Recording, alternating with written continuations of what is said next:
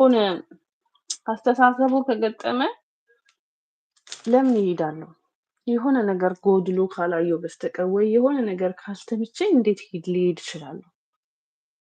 እና በጣም የሚፈሩት። ሁለተኛ ደግሞ የሚዲያ ላይ መውጣትን ሚዲያ ላይ መሆንን በጣም የሚፈሩት ወንዶች ማለት በጣም በቃ ሚዲያ ላይ ከተለያየ ሰዎች ጋር እንደዚህ ስለምታወሩ በጣም ይፈራሉ እንደዚህ አይነት ሴት ማለት ነው። እና ኢትዮጵያና ግን ምን ትላለህ? ማለት አንተ ያስፈራሃል? እንደዚህ አይነት ሴት ብትገጥም ትፈራታለህ? ማለት እንደዚህ አይነት አመለካከት ይፈጥርብሃል አይምሮክ ላይ? እንደዚህ ስለምታወራ የሆነ ነገር ይፈጠራል ብለህ ታስባለህ? ፍቅር ሰላም ነው? ሰላም ብያለሁ። እንዴት ናችሁ?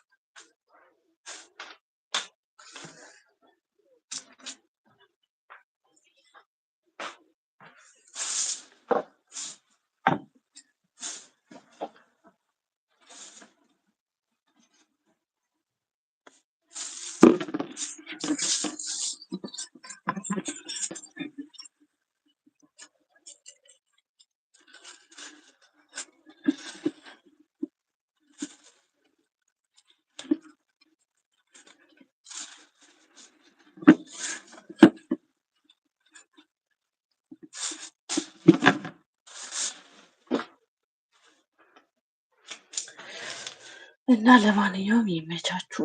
መልካም ጊዜ። ፒኑን ላንሳ። ለማንኛውም ይበቃናል። ምርጥ ቆይታ ነበር። አንቺ ሙዬ ነሽ እንዴ? አዎ ነኝማስ፣ ሙዬ ነኝ። ኦኬ።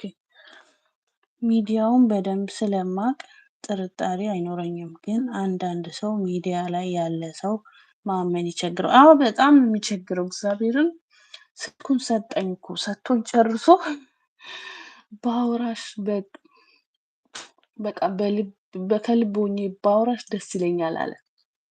ግን ፈራሻለሁ አለ። ለምን? ለህይወቴ ነገ ብትጎጂኝ ይሳለ። በጣም ተጨንቆ አስቦበት ምናምን ነው የጻፈልኝ። በቃ ተጨንቆ ተጠቦ ምናምን ማለት ነው። እና በጣም ገረመኝ ማለት ነው። እና አንዳንድ ሰዎች ደግሞ ምን ይላሉ? ሚዲያውን እኔ ባገባሽ እኔ ማስተዳደር እችላለሁ፣ አስተዳድርሻለሁ፣ ሚዲያውን ብታይ ዩቱቡን ተይና እንቀጥል ምናምን ያለ ሁላ ነበረ።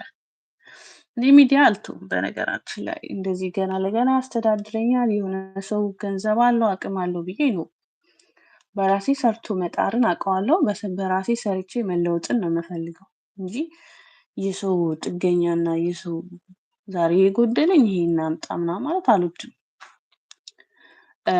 ሚዲያዬ በዚህ ልክ አሁን ለምሳሌ ልክ አሁን እንደምሆነው አይቀጥልም።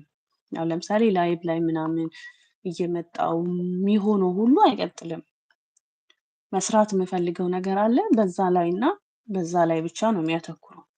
አልፎ አልፎ እንደው ለጨዋታ ምናምን መተህ ከቤተሰብ ጋር ልትገናኝ ትችላለህ እንጂ በዚህ ደረጃ ላይቭ አሁን ሁሌ እንደምገባው ላይቭ አልመጣም።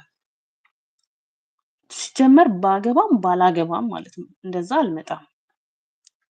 ገባ? ለራሴም መቆጠብ አለብኝ ብዬ ስለማምን ማለት ነው። እኔ ለትዳር ብዬ ብቻ አይደለም የምቆጠበው፣ ለራሴም ክብር እኮ ያስጨንቀኛል። ግን አንዳንድ ጊዜ የሆነ ደረቅ ርዕስ ይዘህ መተህ ታወራለህ፣ ሰው ይሰለቻል ምናምን። አሁን ለምሳሌ ጓደኞቻችን ጋር ተደዋውለን የምናወራውን ነገር ስሬስ የሆነውን ነገር ታወሩና ታዲያ ወደ ቀልድ ነው የምትገቡት ማለት ነው። ረጅም ሙሉ የሆነ 2 ሰዓት 3 ሰዓት አብረን ከቆየ ያንን የተደዋወልንበትን ነገር እኮ አናወራም አይደል እንዴ? በቃ ያንን ቶሎ ቶሎ ማውራት ያለብንን መልእክት አውርተን ከዛ በኋላ ወደ ጨዋታ ነው የምንገባው። እኔ ዩቱብን እንደ ጓደኛ ነው ያየሁት። ልክ ጓደኞቼ ጋር የማደርገው የሚጫወተው ነው። ሁለተኛ ደግሞ ራሴ ከአንደበቴ አውጥቼ ሳይሆን ኮሜንቱን አይቼ ነው አንዳንድ ጊዜ ወጣ ያለ ቀልዶችን የምቀልደው ማለት ነው። ከዛ ውጪ እነሱ ካልነኩኝ ወይም ያንን ሀሳብ ካላመጡ እኔ ፈጥሬ አላወራም። ገባ?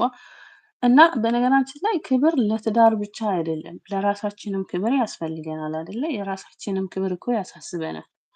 ስለዚህ ትዳር ገና ለገና ትዳር ይዛለሁ ብዬም አይደለም ሚዲያ ላይ የምጠነቀቀው ማለት ነው። ለራሴም ስለሚያስጨንቀኝ የምጠነቀቀው ነገር አለ።